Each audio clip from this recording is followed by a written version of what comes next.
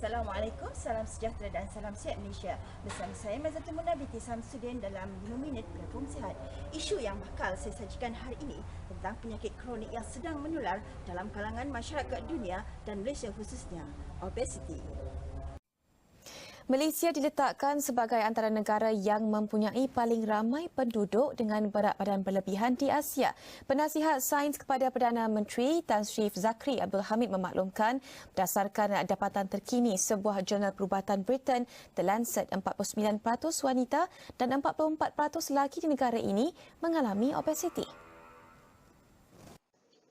Statistik di Malaysia melalui National Health Mobility Survey yang dijalankan pada tahun 2011 mencatatkan 15.1 rakyat Malaysia berumur 18 tahun ke atas adalah obes.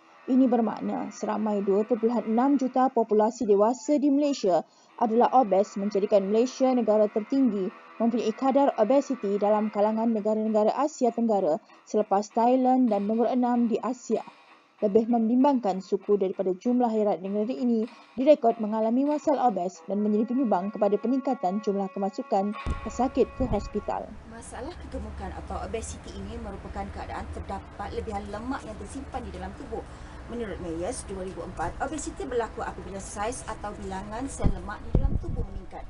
Bermakna tubuh tidak lagi mampu menyimpan protein dan karbohidrat, lalu lebihan ini ditukar kepada lemak dan disimpan di pelbagai bahagian tubuh seseorang sehingga mengakibatkan pertambahan berat tubuh yang tidak normal. Apakah punca sebenar berlakunya obes atau berlebihan berat badan dalam kalangan rakyat Malaysia? Al-Quran telah memberi amaran melalui surah Al-A'raf ayat yang ke-31 yang bermaksud, makan dan minumlah dan jangan berlebih-lebihan. Makan secara berlebihan akan menyebabkan pengambilan kalori yang tinggi berbanding keperluan harian. Secara saintifiknya, keadaan ini akan menyebabkan berlakunya obesiti.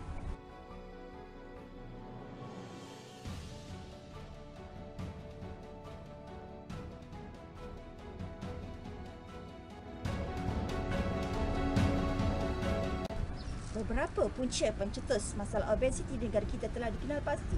Antaranya tidak mempraktikkan amalan pemakanan seimbang, mengambil ringan tentang kualiti makanan, kurang bersenam, beriadah serta mengamalkan gaya hidup sedentari. Amalan pemakanan seimbang penting dalam mengekalkan keperluan zat yang diperlukan oleh tubuh untuk keperluan tenaga menjalankan tugas dengan sempurna. Pengambilan diet yang berkuantiti kecil tetapi cukup khasiat yang diperlukan oleh badan mampu memberi daya tahan tubuh untuk sebarang jangkitan penyakit. Selain itu, kuantiti makanan yang diambil sebagai diet harian perlulah diberi perhatian. Makanan yang siap diproses seperti makanan segera kebanyakannya mengandungi gula dan lemak yang tinggi.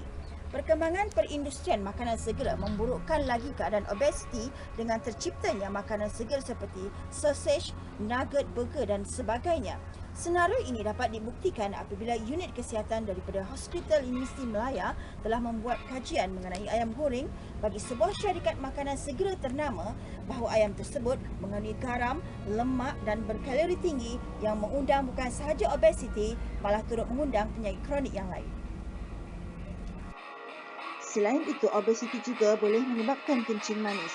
Ini disebabkan badan akan mengeluarkan insulin dan apabila badan lebih besar, maka badan tidak dapat menampung pengeluaran insulin dan kadar glukosa dalam tubuh meningkat lalu seterusnya menyebabkan kencing manis. Penyakit darah tinggi juga boleh disebabkan oleh obesiti.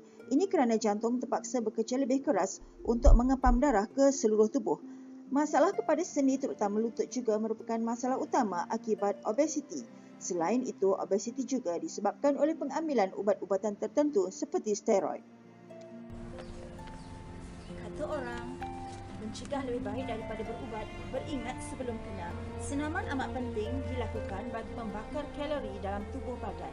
Aktiviti mengeluarkan peluh seperti bermain, menari, menyertai acara sukan, mengemas rumah atau mencuci kereta di waktu lapang atau apa sahaja aktiviti bagi mencegah pengumpulan lemak berlebihan di dalam badan yang dirasakan sesuai dengan keupayaan anda perlu dilakukan. Dengan melakukan aktiviti seperti ini, kita juga dapat membantu otot-otot kita menjadi kuat.